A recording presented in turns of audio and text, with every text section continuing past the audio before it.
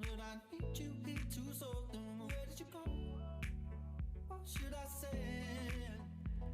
I hope that I can make a change, 'cause there's something about you keeping me sober. I was drowning in the moment, but I'm holding on to you. There's something about you keeping me sober. I was drowning in the moment, but I'm holding on to you. There's something about you that keeps picking me up when I'm low. There's something about you that keeps picking me up when I'm low. I miss the company we had back when I was still on track. Now I'm making my own paradise, but now the drink is tasting strange and the high isn't the same. Well, I'm still wrong and I apologize. Where did you go? What can I do? I'm working on my problems, but I need you here to solve them. Where did you go? What should I say?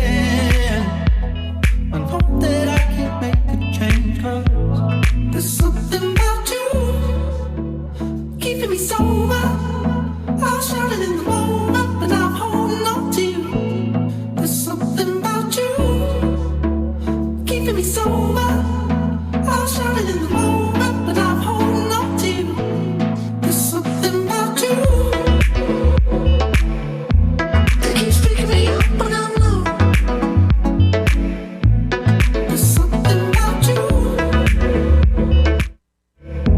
that keeps picking me up when I'm low.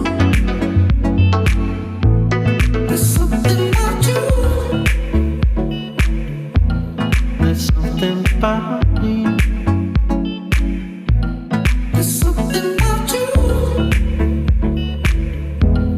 There's something about me.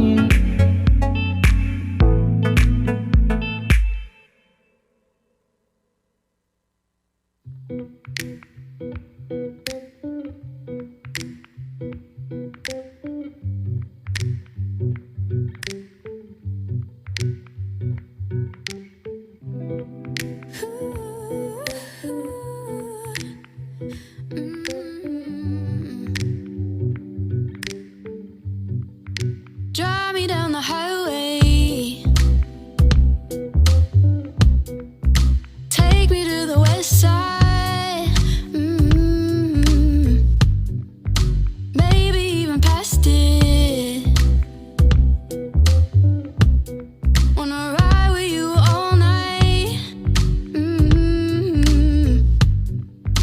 'cause I got it bad, babe. Want you to take up all of my time.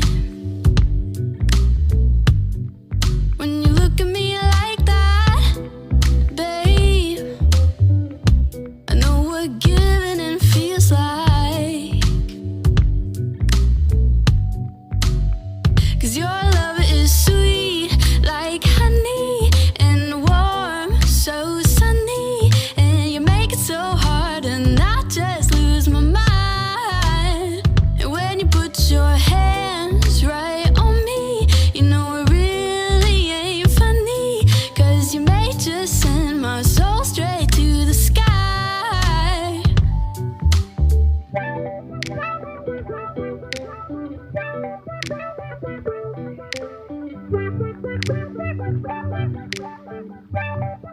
Driving down the highway, there's something about a night ride. Girl, you feel like a Friday, 'cause the weekend's in your eyes. Please take your seats. Our program will begin shortly. And I don't always fall right into it, but right now I want all of this. I don't know how you do it. Got me so messed up, it's stupid. And there's something in your touch just takes me home. Replay it in my head when I'm all alone. Oh, you know you're my favorite song, 'cause your love is sweet like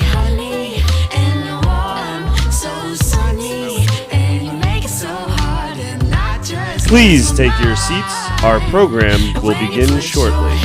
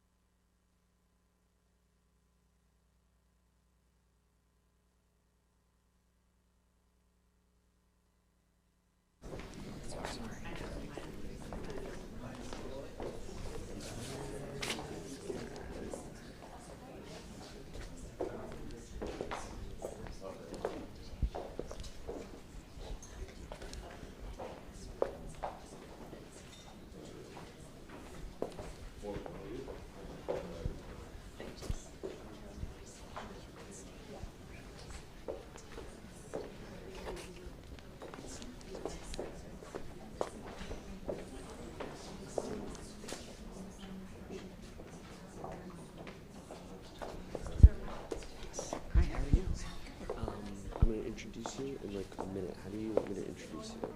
Just welcome to the stage, CEO of Bloomberg Media, Karen Schatzker. Yeah, absolutely. Stand by. Thanks. Track this way. I'm going to do it the OG. Ready? Please welcome to the stage Bloomberg Media CEO Karen Schatzker.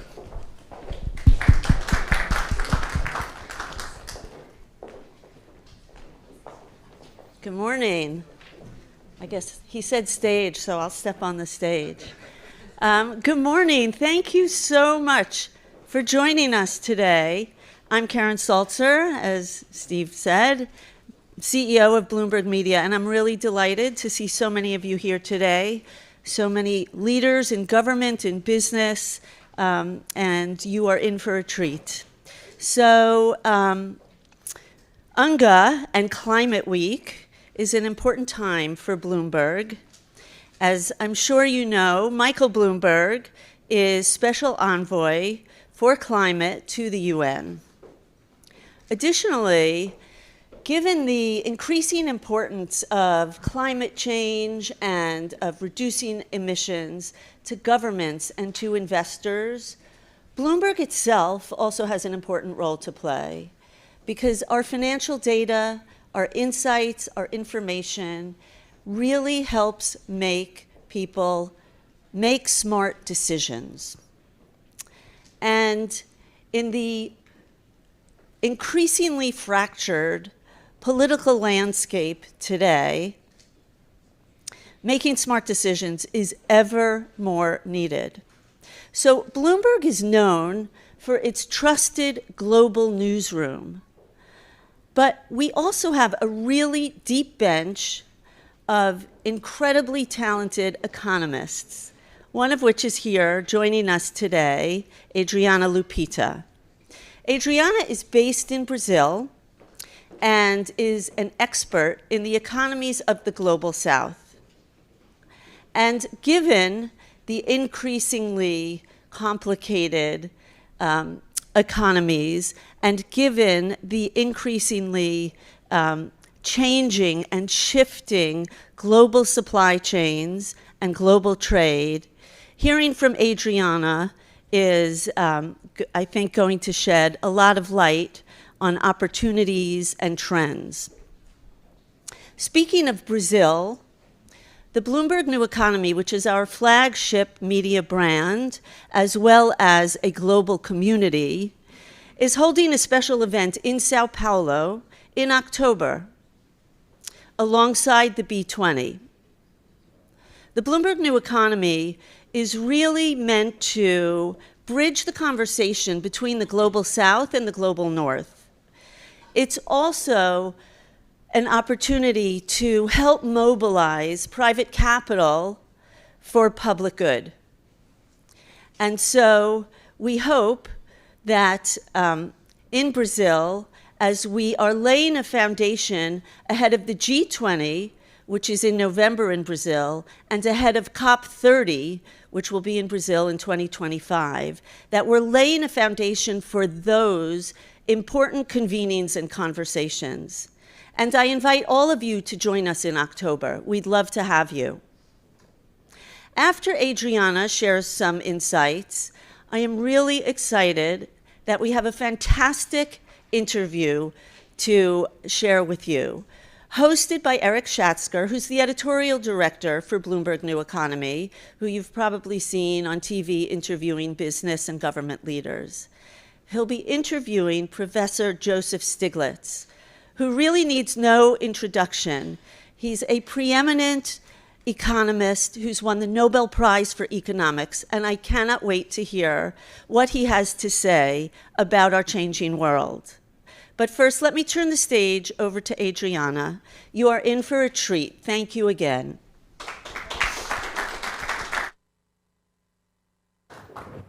Good morning, everyone. Thanks for the introduction, Karen. So my name is Adriana, and I'm going to speak to you as we are going to discuss here the prospects for sustained growth in the Global South. I'm going to share some insights with you that perhaps can help in the discussions that we will have ahead. So let's just start by thinking that in this changing world, we will have to come up with different strategies than we did in the past. No discussion about the future of the global economy is complete if it doesn't involve the Global South. I'm sure that everyone in this room knows that, but it's important to bear in mind that the Global South, this group of developing and emerging economies, already comprise over 40% of the world's GDP. And Bloomberg Economics projects this share to jump to 60% by 2060, which is just around the corner. Not only are we going to be a large share of the GDP, but the Global South has been and will continue to be a major driver of global growth. Since the beginning of the century, the Global South has contributed with over half of the global growth.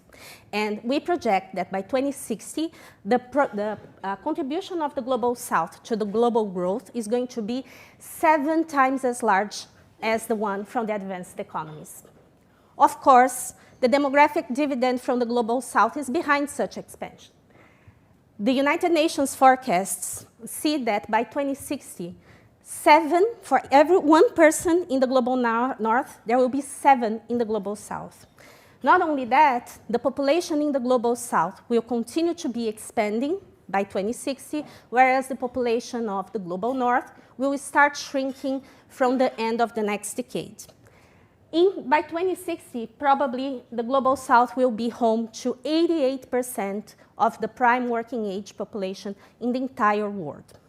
Of course, a fastly rising working force is a tremendous advantage and gives the Global South an edge to continue expanding faster than the advanced economies. But as you know, this is only part of the equation. It doesn't do to have an edge and to try to explore that advantage if you don't have any strategy. So let's discuss a little bit about the possible strategies for growth. For the past decades, globalization was a buzzword. Everybody wanted to grow based on globalization. And indeed, it helped several developing economies to grow based on export-driven strategies. But there's very good reason to imagine that going forward, that is going to be a lot harder to pull off. That means, and why is that? Because when we think about this world that is becoming more fragmented, we cannot imagine how the countries can focus on looking only outside. They will have to start looking inside.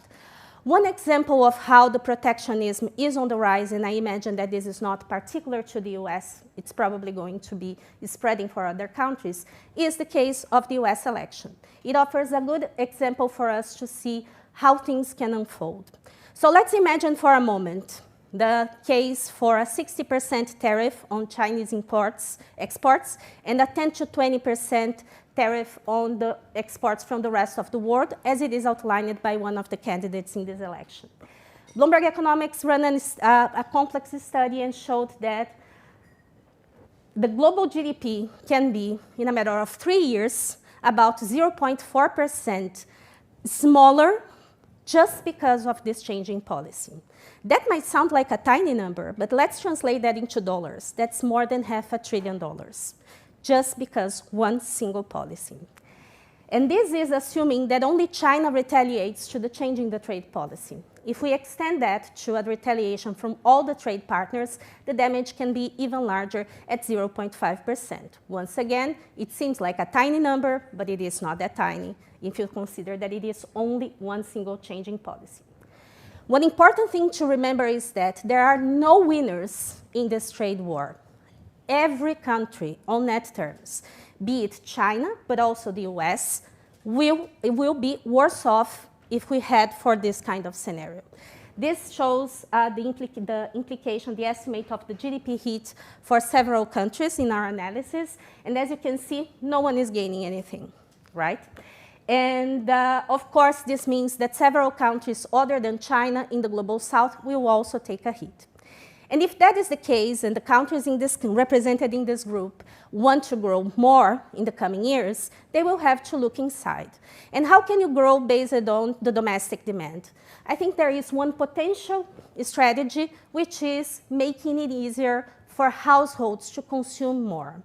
But let me be very clear here. Not consume more driven by a debt-driven splurge. I'm not saying that. I'm saying perhaps improving income distribution in a way that more money gets to the hands of people that have higher necessities and are more inclined to spend rather to save.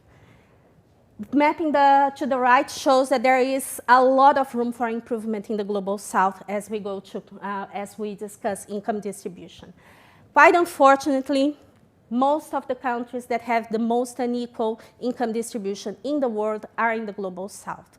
So working to change that picture is very important and can be very helpful for growth. That can come from either income distribution efforts from income transfers, or it can also come from measures that spur sustained structural change, such as the ones that make the lower income population more productive and have access to more opportunities.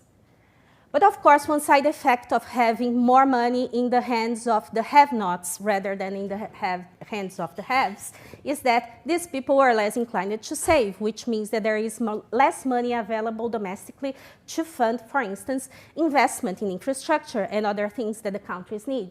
So if we move towards that direction, the countries will need to be more and more relying on external funding. But not all external funding is made equal, and it's important for you to remember that when you think about this. Number one, short-term capital inflows make the countries more crisis-prone, more prone to financial crisis in general. External debt, while important and welcome in several cases, is a mortgage on the country's future. So what should you be trying to attract? Foreign direct investment, by the nickname of FDI. And Bloomberg Media has run a survey with over 3,000 investors to try to listen to their hopes and fears and understand how they make their investment decisions. The results are here in this chart. What you can see is that, of course, investors are drawn to large new customer markets, lower production costs, but also at the top of their hopes, they claim to be seeking opportunities to invest in firms and countries that offer tech and innovation capabilities. So that's an avenue to attract foreign direct investment. This is way more important than, for instance, one thing that countries tend to rely a lot, which is tax relief, which is very costly, very ineffective, and not that attractive. On the other hand, not to the surprise of anyone in this room, investors tend to keep away from countries that are politically or economically unstable. So, of course, by all means, while you focus on the things that can attract investment, don't forget to do the homework on keeping the country stable.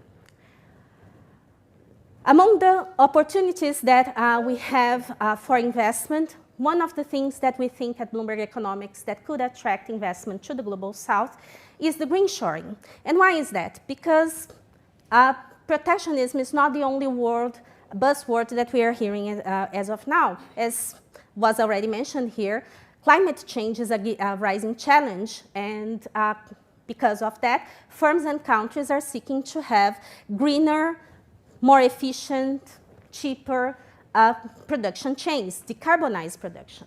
So what does it take to make a country a good green shoring destination?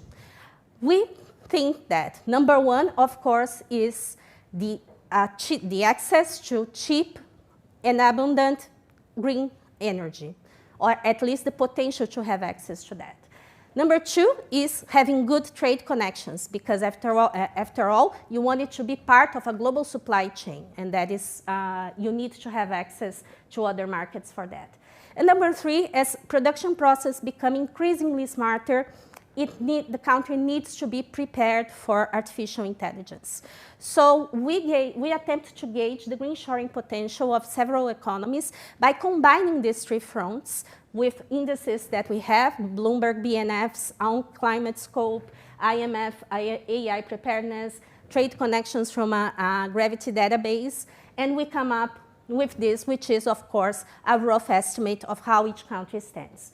It's easy to see that the rich economies stand out as having the best green shoring potential. But if you pay attention to the chart, you will see several countries in the global south not very far behind. And if you're looking at the map and you see that your country is not faring well in this ranking, well, there's homework to be done. You can prepare your country to be more trade connected, better prepared for AI, and leverage on green energy. So, as a conclusion, I would like to share with you a few key takeaways that I hope that set the mood for the conversation that you will have ahead. There is, I think that the Global South is poised to take center stage in the world economy in the next decades. There's no going back. But it can expand its influence, it can expand its attractiveness, and it can seek more representation in the global arena. But that requires them that they do the homework and make sure that it has the means to realize its full potential. Sustainable growth requires including the poorer. This is not just for the sake of empathy, this is an economic strategy. And to invite foreign direct investment into the country, you need to make sure that your country is stable, innovative, and efficient. Countries can and should improve their attractiveness by readying for digital transformation and exploring their green energy. And yes, the world is becoming more fragmented, but that's no excuse to try to isolate yourself. Try to be more connected in trade as well. I hope that this sets the mood for interesting conversations going forward. Thank you so much for your attention. Hope to see you in São Paulo. And now, have a good rest of the program. Thank you.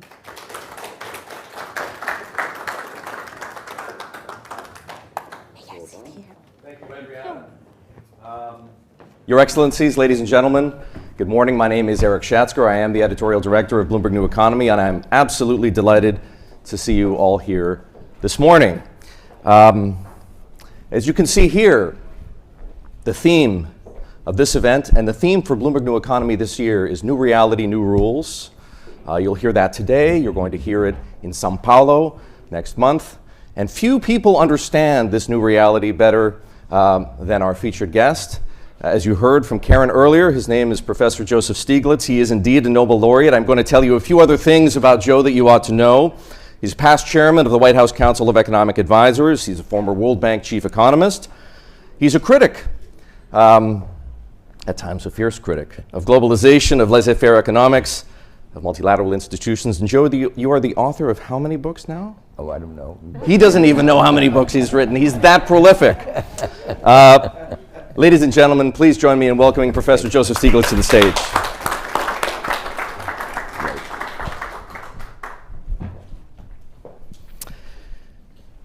Joe, this audience has so many questions. Fortunately, you have an unlimited supply of answers. Here's where we're going to begin. In fact, before we begin, let me just say this, everyone. I'd love to hear from you. You didn't get to where you are as policymakers, as elected officials, by being shy. And so don't be shy today. When I open up the floor to questions, I expect to see your hands go up and a microphone will be promptly brought to you. And we'd love, both Professor Stiglitz and I would love to hear from you. But as I said, Joe, there is a place to begin. In fact, it's today, but what we're looking at is an event that's going to take place precisely 40 days from now. That is, of course, the US election. Americans are going to elect a new president, and the choice they'll make between Kamala Harris and Donald Trump has, it goes without saying, huge implications not just for this country, but arguably for every country on the planet. In your mind, how consequential is this election? Oh, very. I can't describe. I think everybody believes that I know that this is almost existential in several ways. Democracy is really important for most of us, and one of the candidates says you don't have to worry about having elections after you elect me. I'll solve the problem of your having to waste your time in these elections. He's not committed to democracy. For the rest of the world, he's not committed to global cooperation in any way.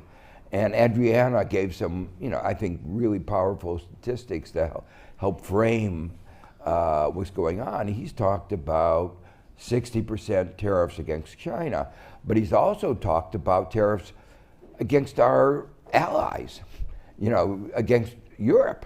So Adriana just described what happens just on the China tariffs, and only up to 60%. At some, he's a little erratic, and he at times has talked to 100% tariffs, and that would amplify it. One more thing, I was in a relatively small meeting with one of the leaders of the Republican Party, who was explaining why Trump is a good international negotiator and would succeed better than Harris. And that argument was that he was so unpredictable that they would give in if he said, if you don't do this, I'll drop a nuclear bomb on you. They weren't sure whether he would or not. So, there is in game theory, a branch of economics, there is an argument about what they call rational irrationality. If you're in normal game theory, you assume you're playing with somebody rational, and the other side, you look at the equilibrium from that. But if you are truly irrational, it gives you a little bit of advantage because the other guy doesn't really know what you'll do. But on the other hand, for most of us, the idea that the guy who has his finger on the atomic bomb is a little chaotic doesn't give us a lot of comfort. So a highly consequential election, to say the least. Yeah. You alluded to this. Neither candidate has given us a particularly clear picture of what objectives or priorities that he or she would pursue as president of this country. Trump, you described him as erratic. He is indeed all over the place. Harris, for her part, is notably short on details, has been up until now. No matter who wins, of course, though, change is coming, change of a sort. It might be radical change, it might be incremental change. And I think we need you to help us understand, Joe, what to expect from each candidate in terms of economic policies, fiscal, trade, et cetera, and how, most importantly, how disruptive those policies might be for the rest of the world, and particularly, given our audience here, the global South. You started by talking about Trump in the context of tariffs. Can we explore that a little further? What would, and Adriana went into some of this, what would a tariff regime along the lines of what he has, I'll say, articulated, that might be a generous statement because it's not all that consistent, but he clearly is in favor of much higher tariffs. What would that mean for the world? Oh, it would be really going back in time into a world of less interdependence and less efficiency. I think both candidates will have policies that recognize that we went too far in what's sometimes called hyperglobalization. And the evidence was that during 2000, during the pandemic, the United States couldn't produce even simple products like face masks and protective gear. Let alone ventilators. Let alone ventilators or even tests. And Europe had become totally dependent on Russian gas. In a book, one of the books I wrote was called Making Globalization Work. After I wrote this book called Globalization and Discontent that explained what was wrong, my wife said, you have to give the answers. You can't just be a critic. And so I wrote that book. But in that, one of the things I said was, it is really crazy for Germany to be so dependent on Russian gas. And indeed it was. And indeed it was. You know, Bush could look in the eyes of Putin and say, there's somebody I could trust. But I think the rest of the world didn't feel quite so comfortable. So, there will be an adjustment from hyper-globalization in both parties. But the difference is one in which I think Harris is committed to a global framework, working with what she views, you know, with our partners, close partners of those, you know, like our NATO allies, but also our partners in the South. And so it's trying to avoid a rupture and doing everything we can as we adjust our economy to embrace the rest of the world. So that's one. But the other one is, I think the way to understand Trump is his view of the world is a zero sum. And that means if the US does better, other countries would do worse, other countries do better. You saw the charts about how other countries were doing. His view is that's at the expense of the United States. And so any of you who study economics know that we believe it's a positive sum. If the developing countries and emerging markets grow, it's a better global world and helps us. So it's not zero sum, it's positive sum. And that is the fundamental philosophical difference between the two candidates. I did mention on this issue. On this issue, I mentioned that Vice President Harris has been somewhat parsimonious when it comes to revealing the details of her economic plan. We might hear more from the Vice President today, and I know you have some insights into what she's thinking and what she might say, Joe. So perhaps share some of that with us, and also tell us, and I think this is important, how, in economic terms, a Harris presidency would differ from a Biden presidency. Okay, so yeah, I think she's going to give a great speech today. I think she's she's going to outline both the objectives and the strategy of getting there. It's going to, in many ways, be a continuation, but there are a couple things that are big changes in emphases, and so it's going to be a continuation, actually picking up on what Adriana said, building the economy from the middle. So if you know some of the dialogue, discussion that characterized the era of neoliberalism in the last 40 years, it was trickle down. Give enough money to the top and everybody would share. It didn't work out very well. I mean, what we got is, it was a lot of trickle up, not trickle down, and we got growing inequality. And I think Adriana was right. It did hurt our growth. So the philosophy is really build it out from the middle. So going to be a big emphasis on strengthening the middle class. The three things that will be emphasized today in today's speech. The first, addressing the issue that's on almost everybody's mind, a short run issue, but also long run, our costs, inflation. And there will be some of the things that she's talked about before, like price gouging, and that was not understood well when she talked about it.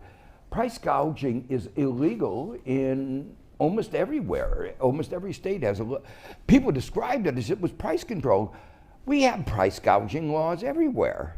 And it just says, you know, if you have a flood like we had in Katrina in New Orleans, you can't go and jack up the prices and people are starving. You can't take advantage of that. There's a limit to how you can take advantage of specific circumstances. That's not price fixing. That's extremes of exploitation. But that's not really the core. The core is a whole set of policies. For instance, here is a big difference. The IRA is aimed at getting more renewable energy, a theme that you've and renewable energy now is lower than fossil fuel costs. So it's going to be clean energy, stable energy. I always say that as erratic as the weather is, it's more stable than Putin. And we can have a more stable energy system if we can rely on the weather, a diversified weather, wind, solar, some backup, than if we rely on autocrats. So that's part of it. But in the IRA, there were important provisions for getting drug prices down. All that would be repealed, and we've seen that like on insulin already. So that's and an important ingredient that will be talked about is housing. In many countries around the world, housing costs have soared, and the question is, what are the impediments, and what can we do to get more housing? The market ought to be taking care of it. Let's get the house up pricing. Part of that they'll talk about will be innovation in housing. One of the things, again, innovation is really important, and we haven't had innovation in housing. So there's a whole bucket, and I haven't been able to talk about all of them. The second one is a whole set of things on opportunity and entrepreneurship. And it's really your innovation agenda, but saying that we can combine that innovation and getting innovation down to ordinary individuals. One of the concerns in the United States, we think of it as an innovative economy, is the fraction of firms that are young is declining. Not a surprise for those of us who see market power. And the business model, those of you who know Silicon Valley, the business model of those who start firms, everybody talks about all our startups, their business model is to be acquired by Meta or Alphabet, by Google. That's not a good business model. And it's a very narrow set of innovation. So it's going to try to make a more inclusive kind of innovation framework. And the final thing is, and this is really central to the discussion this morning, is getting a better hold of strategic industries. And that means, you might say, I would put it, that's not how they're putting it, restoring national sovereignty, economic sovereignty. We're too dependent on Taiwan for chips. We need to expand our solar energy. We have a lot of sun, and we ought to take advantage of that. But also, there are going to be new industries. You mentioned, AI. Make sure we have the leadership in that. So that's going to be the third bucket that will be talked about. Well, I'm glad that the Vice President is going to address these issues today because it gives us an opportunity, now that you've given us a preview of what we're likely to hear, to talk about a couple of them. Strategic industries. Is the reindustrialization of North America and of Europe a net negative or a net positive for the Global South? Well, I think anything that creates more stability for the global economy is a net positive. And the fact that we had gone too far in deindustrialization was a mistake. But I hope, and this is where I'm sure there's going to be a lot of discussions if Harris gets elected, exactly where this is going to play, how this is going to play out. You know, the economy of the 21st century is not a manufacturing economy. Manufacturing is down to 8, 9, 10% of employment in GDP. It's service sector, it's research. We're a knowledge economy, a service-based economy. We're a care economy, taking care of old people like me. So the structure of the economy is different, and we need to be efficient in each of these dimensions. So, and those are clearly not threats. Those are really things where we can work together. I think the fundamental thing is going to be, we're going to be de-risking. We are, which is the vocabulary that Europe uses a lot more than we do. And de-risking where, unfortunately, where a real challenge for the emerging markets in developing countries is going to be China. Mm-hmm. Because we, you know, and the bipartisan view is that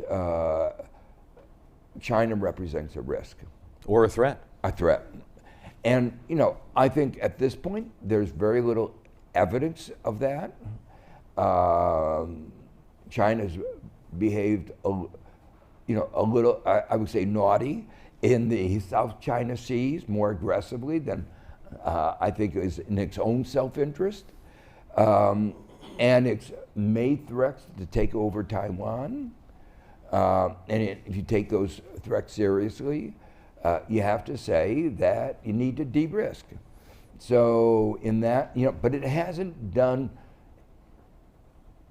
beyond that a lot. But we've read those signals very strongly. When I say we, the national security and both parties have read those signals very strongly. And so we're taking very aggressive de-risking. And that's an opportunity because all that production, which is in China, will be moving out. Right now, we're in the first stage where there's what I would describe massive circumvention, where goods go from China to Vietnam, China to Mexico. That's just changing the pattern of flow. I think in the next stage, we're going to see a strong U.S. reaction to say, we don't like that circumvention. We're going to have stronger rules of origin. Again, really bad for the seamless world where we were working after World War II, where borders didn't matter. But in that new world, being on the right side is going to be very important. And that is going to be a big opportunity for emerging markets and developing countries, provided it doesn't get too tense where, say, Latin America, which exports a lot of the raw materials to China, isn't told, if you continue to do that, you won't be a place where we feel comfortable buying from you. Let's explore that a bit further. There is indeed, as you say, a bipartisan consensus around the risk that China presents to the United States economically, technologically, in military terms. What if that relationship becomes considerably more adversarial? And countries like those in Latin America, some of which are here today, are forced to make that kind of a choice. I need to ally myself with one of two poles, the Western pole or the Chinese pole. Yeah, that's a dark scenario and a really hard one.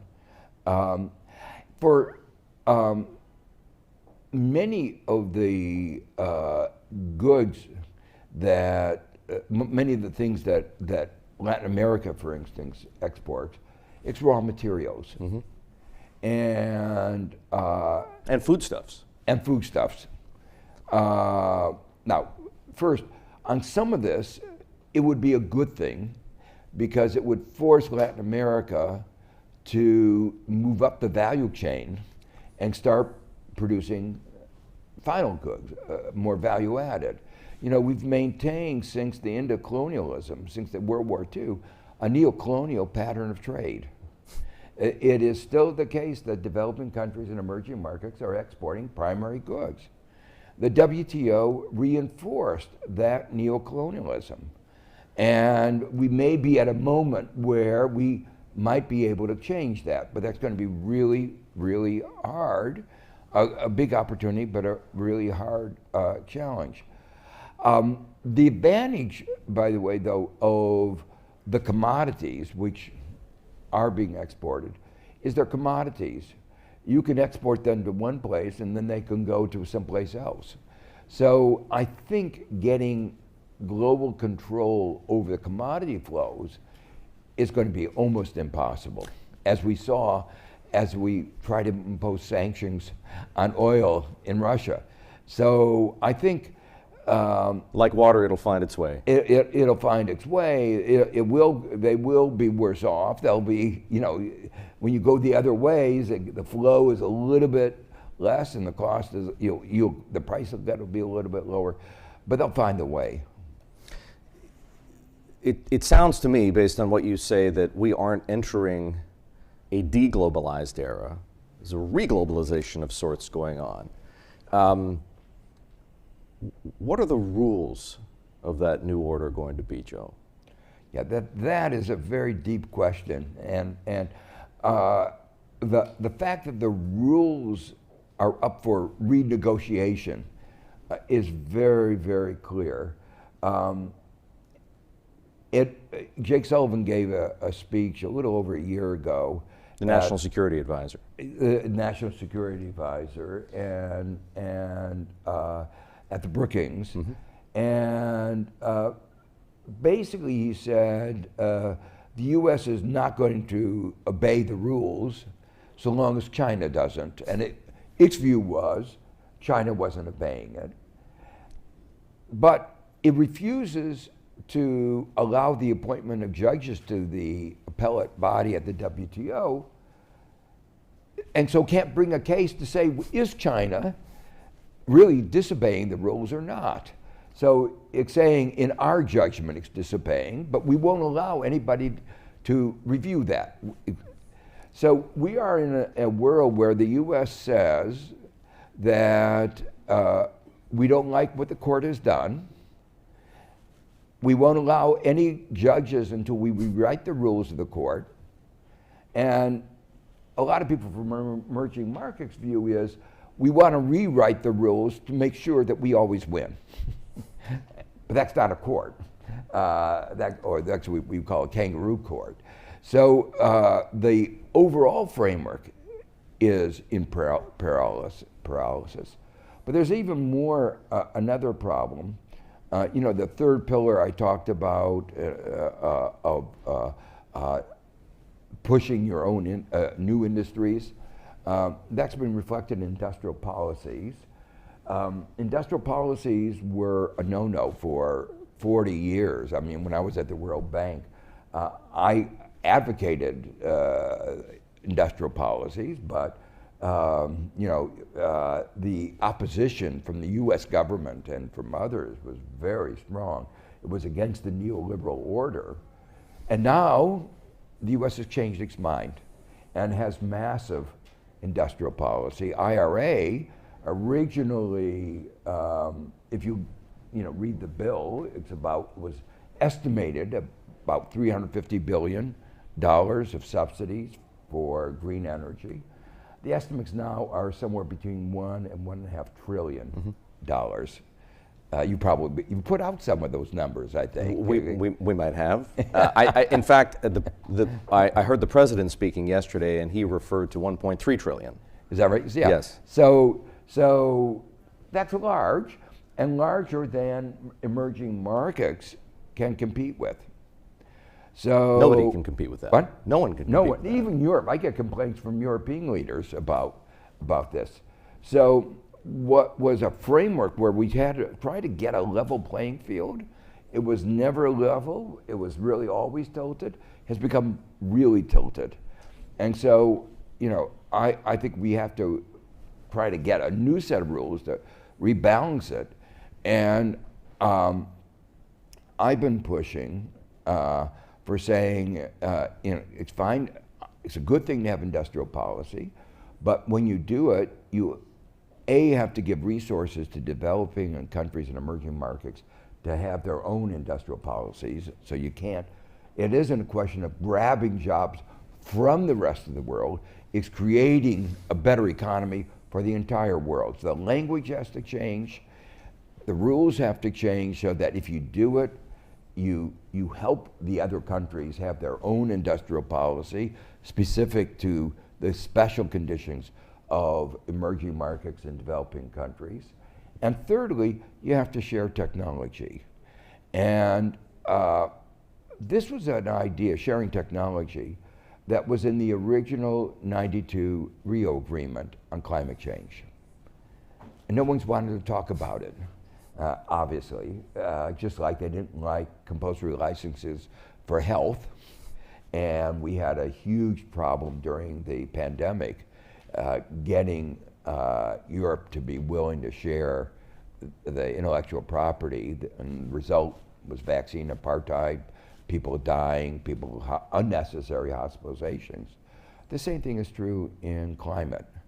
And I think bringing back the notion of getting resources, but also getting technology to emerging markets is really important. One ingredient in getting resources, we were talking about this, is issuances of SDRs, special drawing rights, as a new instrument on an annual basis for financing climate change. As I mentioned, Joe, I'd like to open up the floor to questions. Before I get there, so think of your questions, folks, I do want to ask you another question about regime change, and that has to do with interest rates. Nobody would mistake you for a Fed watcher, but you were among those calling for a 50 basis point cut in interest rates prior to last week's rate decision from the FOMC. And of course, we did get a 50 basis point cut. And so instead of being in a tightening cycle, we now appear to be in an easing cycle. And everyone here knows how much havoc the tightening cycle wreaked on emerging markets in terms of currency differentials, in terms of the sheer cost of borrowing because you had to entice buyers with such a huge premium over high US interest rates. What should people be thinking of as we enter this easing cycle? How do they take advantage of that? Yeah, I've been a big critic of the Fed for raising interest rates too far and too fast. So I really welcomed cutting it back. I thought it had misdiagnosed the source of inflation, that it was inflation driven by pandemic and war-related supply chain interruptions and demand shifts that were associated with those events and the supply shortages, and that, ironically, I believed that the markets would solve those problems. And it was so amazing that how many central banks didn't believe in markets solving problems, and they decided to make it more difficult for the markets to solve that problem by raising interest rates. You don't solve a shortage of housing by raising interest rates, and you don't solve a shortage of energy by saying it's more difficult to invest in energy. It was really a crazy policy when you think about it. So finally, they got the hint, and they did cut it back. It's really important, I think, for developing countries and emerging markets. Those who were on the verge of crisis, and there are several, some of them over the point of crisis, debt crisis, are in a much better position. So it's relieved some of the pressure, but they should not take advantage of this by getting more in debt. You have clearly spent a lot of time studying the current Fed policy. Do you have a sense as to how much further the Fed should go in cutting interest rates from, we've seen 50 basis points, beyond that, how much further they should go? Well, and some of this depends on how fast inflation Moderates? Moderates. It's come down. It took a little while, but it's come down now quite robustly. So if it in fact came down to 2.5%, historically, the real interest rates, adjusted for inflation, have been in the range of 0.5% to 1.5%. If you took the upper range of 1.5%, and we get inflation down to 2%, we shouldn't have a market interest rate over 3.5%. So I would like it to come down somewhat more. Folks, do we have any questions from the audience? Please raise your hands. As I said, there are mics. We have a mic. Here it is. Why don't we go to the front row here first?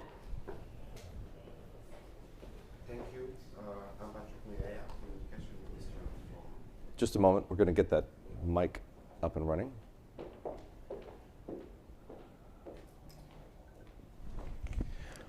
Thank you.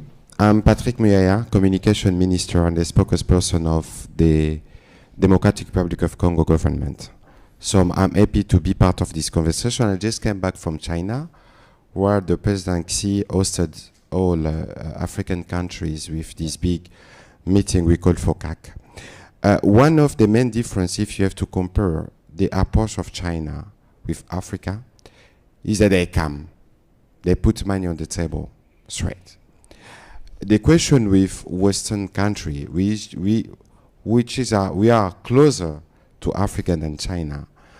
Most of the time, before they come on the table, very concretely, they come up with questions like human rights, democracy, etc.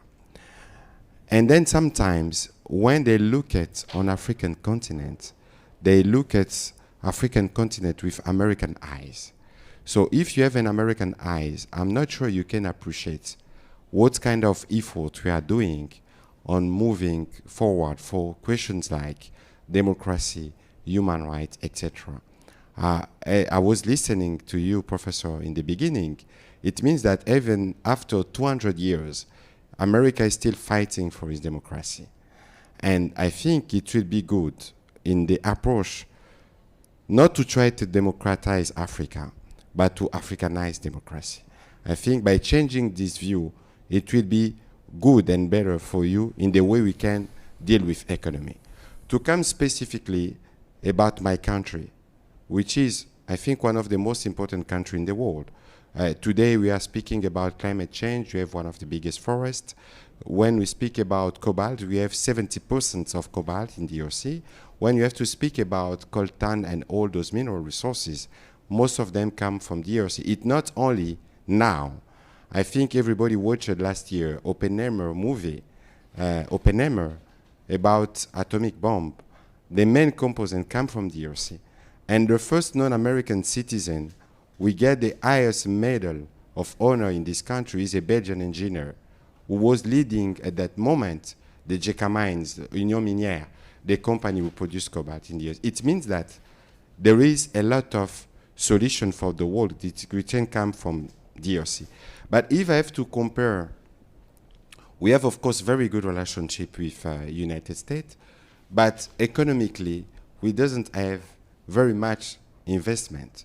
And if I have to go back on the presentation made by Madame Lupita, saying that there is instability is one of the reasons why investors cannot come. So my question is, for a country like mine, for the past 30 years, we've been dealing with a war with Rwanda. We know the main reason of this war is about mineral resources. So they are using proxies to get coltan and selling coltan. And then we start like a small process against Apple because we think that somehow there is some materials which come from DRC which a result of war and all those bad things. What do you think must be the new strategy for United States, for the coming president, about country like DRC, which is one of the biggest country in Africa, and where there is answers for the world, but where most of the time we don't come concretely to take risk to say We don't need in DRC 1 billion or 2 billion. We need 50 billions because the country has the potential to reimburse. What can be the approach for a country like DRC and for the Africa above all? Thank you. Joe, the minister raises some very good points and a very valid question. Those are great questions. And you know, the standard joke, I'm sure you've heard it, which is that the difference between China and the United States is that if you go to the United States, you'll get a lecture, and you go to China, you get money. And the fact of the matter is that we haven't had a global strategy. We started what you might call a new Cold War. People sometimes disagree whether this is like the old Cold War, but that's not. We are in a kind of new geopolitics where we're competing for the hearts and minds of people in the third world, but we don't have a strategy. In fact, if you look at what we've done, I think we've alienated many people in the third world, like with our vaccine, with our intellectual property, our vaccine. You look at there's a discussion, you know, at the UN of creating a multinational fair tax arrangement. The African Union was very influential in getting that move from the OECD, which is the club of the rich countries, into the UN.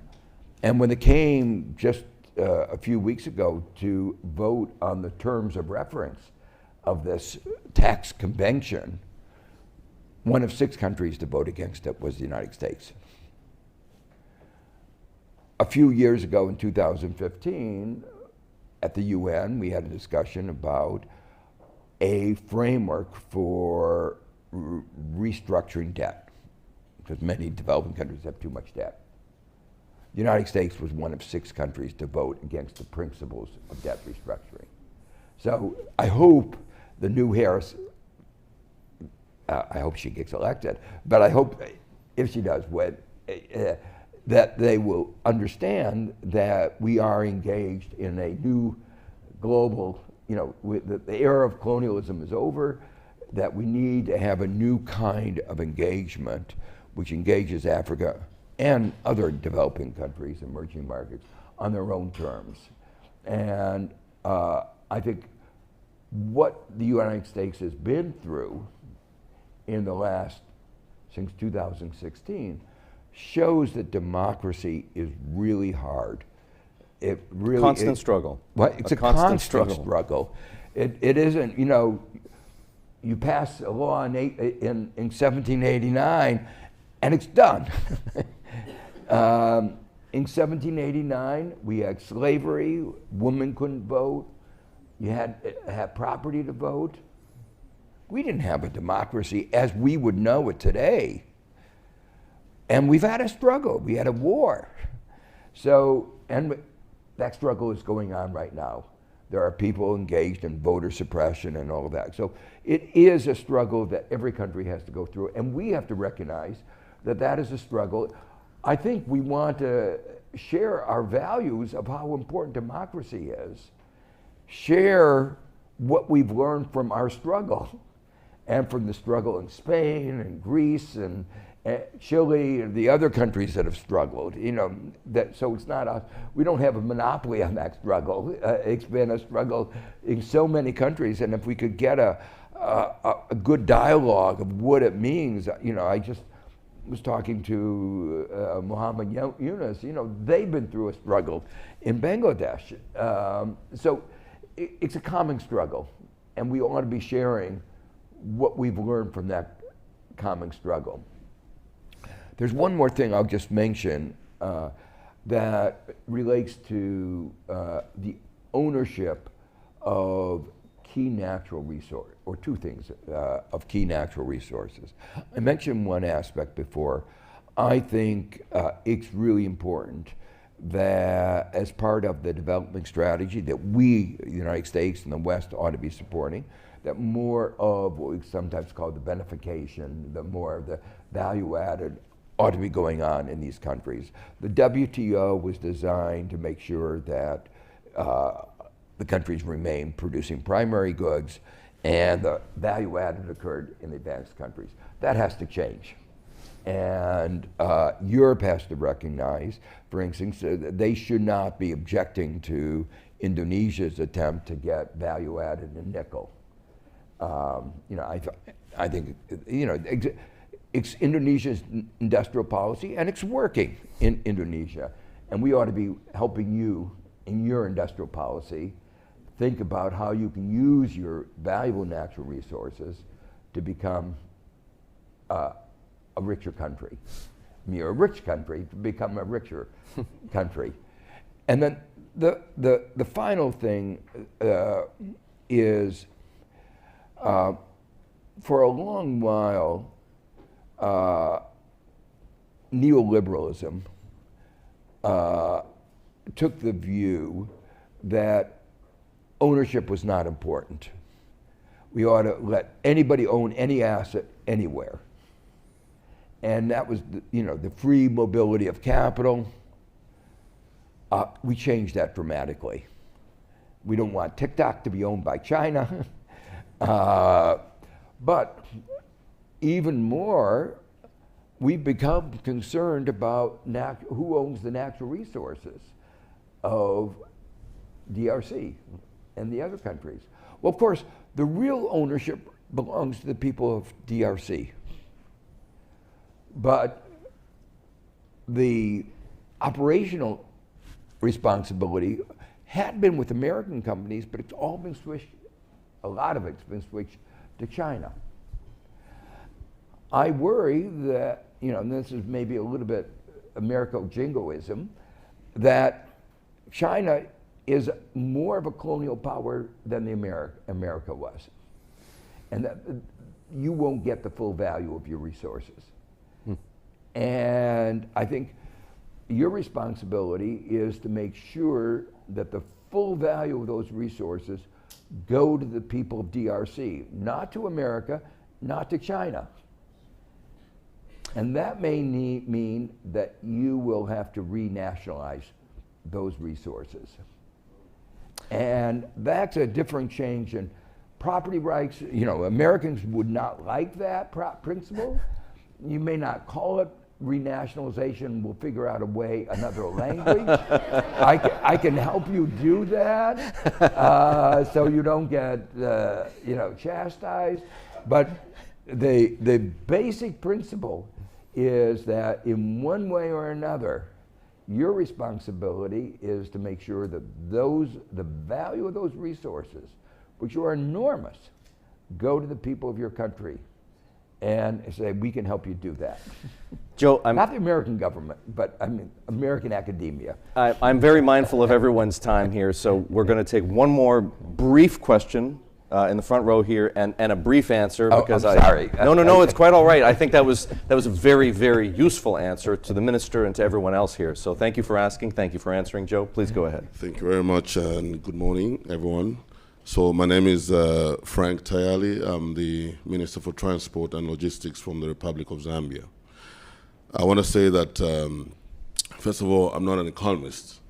I'm an engineer come lawyer. And this discussion this morning kind of like makes it murky for me to appreciate, because just yesterday we witnessed a very historic moment, and that was the signing of a concession agreement for the development of the Lobito corridor. This is a corridor, obviously, that's being championed by the US government, and it's been elating for us as emerging markets, that it sort of like symbolizes a shift in American policy towards Africa, and basically towards how the US perhaps has come to the realization that they need to get back on the African continent and be able to counter some of the activities that the East have promoted on the continent. The US has actually backed this project with quite some substantial amount of money, and obviously promoting private sector participation. When you speak about reindustrialization, one would be of the opinion that this would further enhance the shift of primary goods to be able to come and be beneficiated from America, which perhaps is a contradiction to what we on the continent have equally awakened and realized that we need value addition for our raw materials within continent. And just about perhaps a year ago, we did sign with the support of the US government that technology would be shared between Zambia and the DRC with the support of the US to be able to manufacture batteries, and that instead of exporting cobalt and copper, we would be exporting batteries. So your prediction about a shift in US policy regarding reindustrialization and bringing back industries to the US, won't this hurt the African continent, because we are also quite now happy to change our approach and say that no more taking out primary materials, we actually need industry setup. And this is what the Lobito corridor is all about. It's actually an economic corridor where we hope that industries for the extractive minerals as well as agriculture may be set up, and that will be sending to the US finished products as opposed to raw materials. Your comment? Yeah, well, I'm so glad that the Biden administration has already begun the agenda that I've been advocating. I think you're absolutely right that there has to be more benefication done in Africa.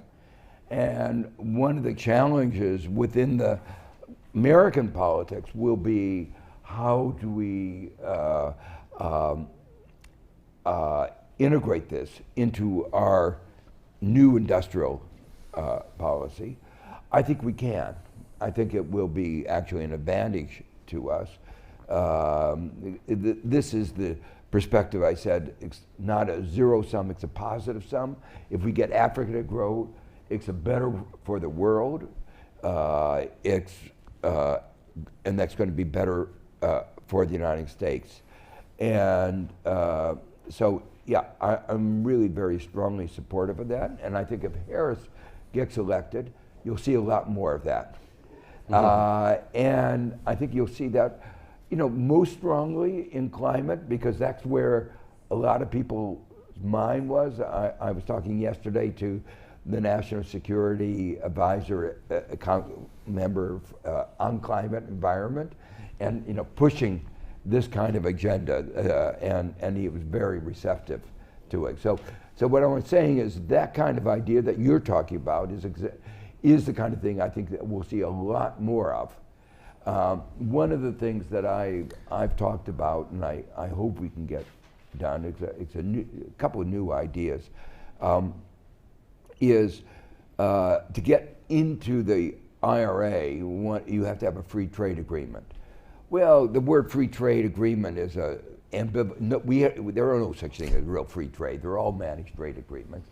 So I've been arguing that we ought to have green free trade agreements where we agree about sharing technology and helping countries move towards a greener global economy, because if we don't do it in emerging markets, we're not going to solve. It's a global problem. And allow that to be part of the IRA framework. So that would be one answer.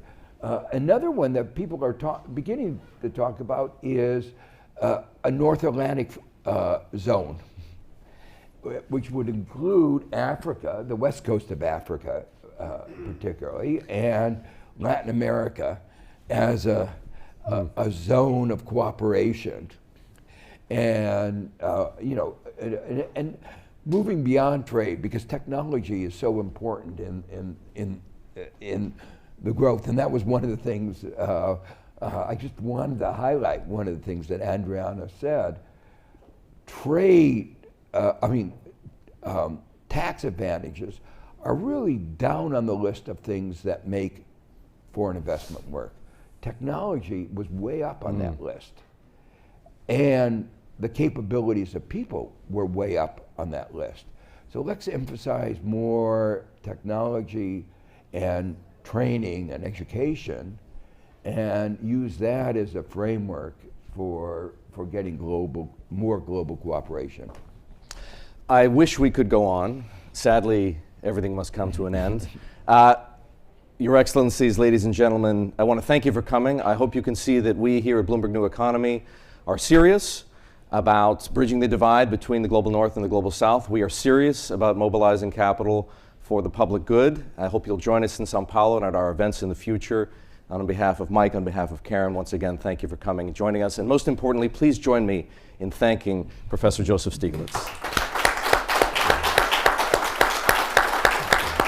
Thank you, James. That's great.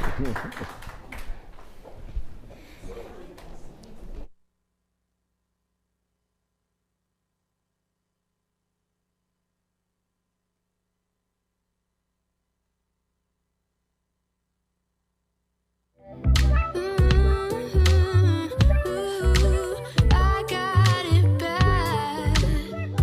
Oh,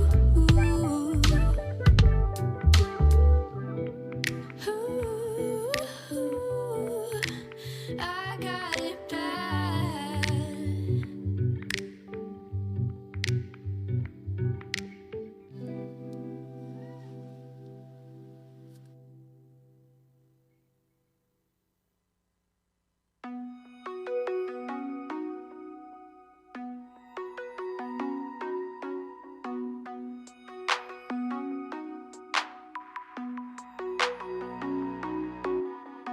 I get up in the evening and I ain't got nothing to say. I come home in the morning, I go to bed feeling the same way. I ain't nothing but tired. Man, I'm just tired and bored of myself. Hey there, baby, I could use just a little help. You can't start a fire. You can't start a fire without a spark. This gun's for hire.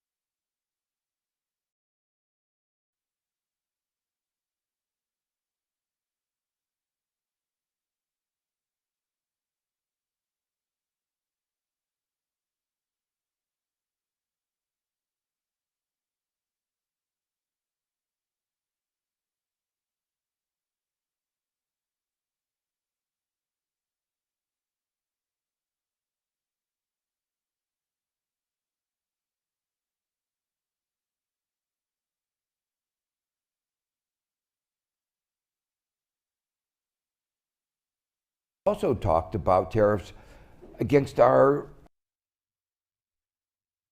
Europe. So Adriana just described what happens just on the China